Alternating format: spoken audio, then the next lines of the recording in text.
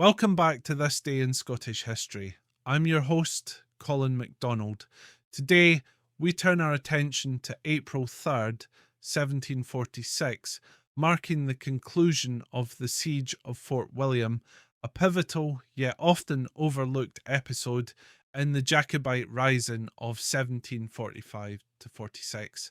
And if you're curious about other fascinating events that happened on this day in history, be sure to check out my blog at bagtownclans.com/thisday.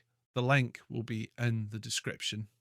By early 1746, the Jacobite forces, led by Prince Charles Edward Stuart, had experienced a series of victories and setbacks in their quest to restore the Stuart monarchy. Following their retreat from England and the hard-fought Battle of Falkirk in January, the Jacobites aimed to consolidate their control over the Scottish Highlands by capturing key government strongholds. Fort William, strategically located at the southwestern end of the Great Glen, became a prime target. Fort William was more than just a military installation. It was a symbol of Hanoverian authority in the Highlands. Constructed after the 1715 Jacobite uprising, the fort was designed to suppress further rebellions and control the local clans. Its position along Loch Linnhe allowed for naval resupply, making it a formidable obstacle to any attacking force. In March 1746, Jacobite forces under the command of Donald Cameron of Lochiel and Alexander MacDonald of Keppoch, bolstered by French artillerymen led by Colonel Stapleton, laid siege to Fort William.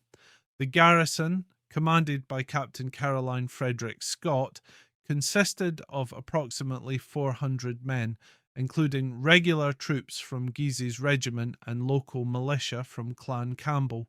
The fort's defences were robust, featuring thick stone walls and a complement of artillery, including 12-pounder and 6-pounder cannons. The Jacobites faced significant challenges from the outset. Transporting heavy artillery through the rugged Highland terrain was arduous, and their siege equipment was limited.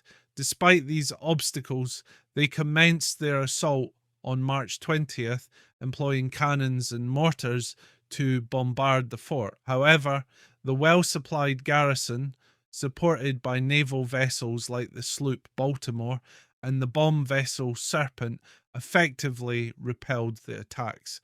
The ships not only provided additional firepower, but also ensured a steady stream of supplies via Loch Linnhe, undermining the siege's effectiveness. Internal divisions further hampered the Jacobite efforts. Coordination between the Highland clans and the French engineers was less than optimal, leading to strategic missteps. Moreover, the Jacobites' inability to fully cut off the fort's supply lines allowed the garrison to withstand the siege with relative ease. After 2 weeks of continuous but ineffective bombardment, the Jacobite commanders recognised the futility of their efforts. On April 3rd, 1746, they lifted the siege and withdrew their forces. This retreat allowed them to regroup and join the main Jacobite army in Inverness, setting the stage for the fateful Battle of Culloden just days later. The failure to capture Fort William had significant implications. It remained a steadfast symbol of government control in the Highlands and served as a secure base for British forces. The unsuccessful siege demonstrated the limitations of the Jacobite military strategy, particularly in siege warfare, and foreshadowed the challenges they would face at Culloden. In the aftermath of the Jacobite defeat at Culloden on April 16th, 1746, the British government intensified its efforts to pacify the Highlands. Fort William played a central role in these operations, facilitating the suppression of the clans and the dismantling of the traditional Highland way of life. Today, The site of Fort William offers a glimpse into this turbulent period of Scottish history. While much of the original fort has been lost to time, the town of Fort William stands as a testament to the events that unfolded there. Visitors can explore the area's rich history and reflect on the enduring legacy of the Jacobite Risings. Thank you for joining me today on This Day in Scottish History. I hope you've gained insight into the complexities and challenges faced during the siege of Fort William.